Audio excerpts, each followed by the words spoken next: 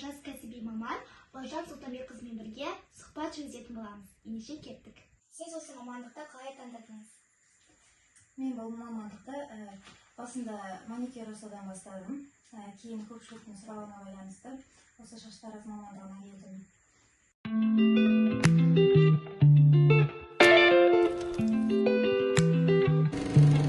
Осы шаштараз мамандығының қиындықтары неде? Қиындықтары менің клиенттерім әртүрлі, әсіресе жаңағы шаштары біреуінікі қатты болуы мүмкін, немесе бера шаштар болып келеді. Әркімнің жаңағыдай көңіліне қарап, бас пішіне қарап, образына қарап келтіру өте қиын. Бірақ та енді барлығынан көңілінен шығуға тырысам.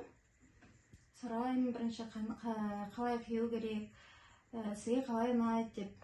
Сосын жаңағы бет әлпетіне және образына қарап бір үлгіні ойлап табамыз.